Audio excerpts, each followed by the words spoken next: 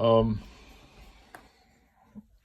Hey, Mr. Miller, or not Mr. Miller, Mr. Davis, whichever one of you two clowns needs this book report. I have been working on it. Need to tell you, Mr. Davis, in video form, not in paper form, because I am not the world's most creative writer. But anyway, accept this video. I want to give you a better assessment of me because you had a false assessment of my character when you met me. I won't go into details, but I thought about it, and that's the assessment that I made. Including your fear of the man, which you claimed was fear of the demon inside of him, that the man understood as fear of the man, which is confusing. And I'm sorry for judging your truck. And when you judge a truck, you judge the man in a way. You can fool yourself and say, well, I don't, when your mother asks, nice truck, huh?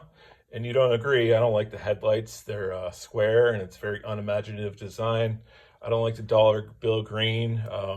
Makes you look vain, as well as it being an unpractical vehicle for a traveling minister. But I held those assessments from both my mother and you and tried to look at the ground before being prompted to look at the truck and make those and be fearful of having to make those assessments that my mother prompted me to make with her question of, do you agree? But in a sarcastic tone of, I know you shouldn't and I know you don't. But nevertheless, there was confusion. And I tried my best to fight through it in my judgment of being judged. And I try to make jokes, I'll take the hot seat.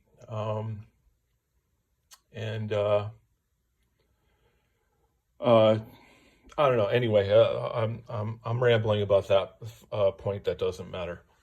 Back to the book report, Biblical Manhood. That day after our meeting, our only meeting we had, I walked back to my house next door to my mother. Your assessment was that I was a fool who lived with his mother still. I was doing my best, working extremely hard by myself at a prison, basically, not judging the place harshly. I had a lot of fun there and was able to read this book while I worked there. The book you gave me the assignment to do a book report on. The reason I'm sending you this is because a good example of how I felt about how a character of a man should be, which I felt that didn't come across in your assessment of me. Was this the example of me and my mother talking about how to get over the grievance of the father, my father, and the death of him. I explained to her in the same tone that I'm using to you, I need to be hard as nails about this. Her assessment to me was, no, you don't. And my assessment of her was, woman is not my responsibility to correct. Woman will not accept correction. And I headed into work to work out the day. But I kept in my mind that her contradictory assessment of what I should be doing was to be happy and joyful at work, even though all employees, including bosses, hated to see someone happy at work.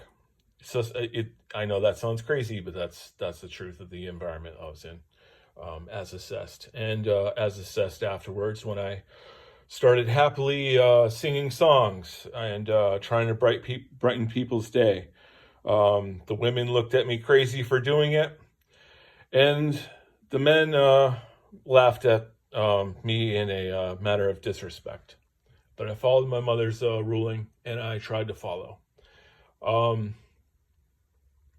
and eventually, after seeing the benefits in her instruction, other people saw the benefits in respecting me for doing it. And some people even smiled. Um, I don't know what else to say. I'm still learning. I'm still, you know, finishing the book. I am a little bit further along than that. But I reread chapters and such. But I hope this satisfies you, Mr. Davis, because I just feel I got a harsh rundown. I really wanted to see what the church's newest information in their study on things that can't be explained, like Enoch, and just questions that didn't have much information or facts to go on. If there was any new revelation, I had friends that were combating me outside of work that I couldn't satisfy their curiosity. They would pound me with their accusations of how to disprove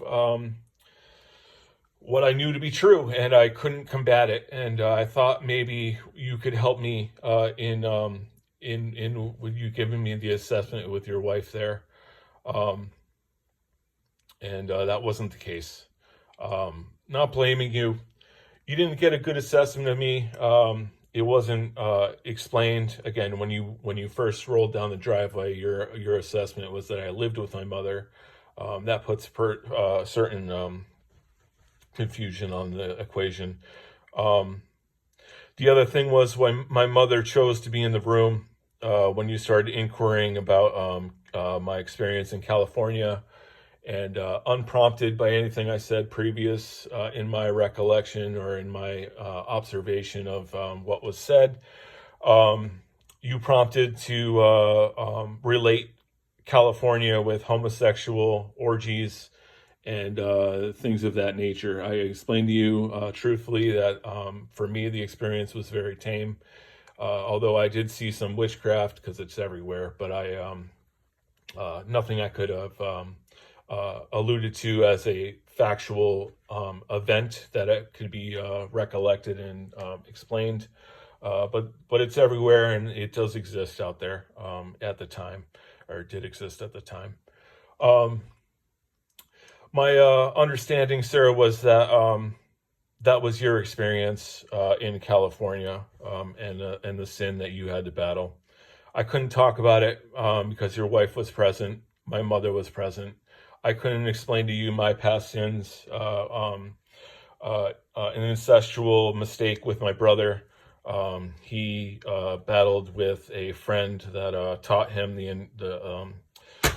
infraction, and I was taught by him, and he learned it from some. That's the nature of rape, sir. If I can be so bold, as I understand it, he was taught by somebody who was taught by somebody. I was taught by him, and I also taught one other individual and stopped the sin there. I don't know how much farther it went after that for that individual. I never had the opportunity to talk to him later like I did with my brother, luckily, to stop my own mental anguish and demise. But it has been corrected. I no longer use nicotine at all. I do have to take breaks for fresh air when I get reminded of when a temptation usually came in the system in which I developed, or God has presented me on how to combat when a temptation is about to come, and I get to nip it in the butt and go outside and just kind of use that time to reflect and think and relax instead of polluting my lungs and twisting up my dreams of doing so. Anyway, sir, I'm trying to make you proud of me. I don't feel respected by you. Um, I am working with Mr. Miller on actual life goals. He hasn't responded. I've left many messages. I don't fully trust that he respects me either, but the messages have at least the ask that I can trust him fully in just being openly honest with him and hoping for a hope that he'll help out of the kindness of his own heart and listen and respond. He hasn't responded yet. It's been several days of repeated calls and relaying to him hopes, dreams, goals, aspirations. Don't really know the full definition of aspirations, but that's said. And I don't know, sir. I know I'm talking your ear off. I don't even know if I'm going to actually send this, but I feel proud of what I said because it's clearing up a potential misunderstanding. Hope you can respect me, sir.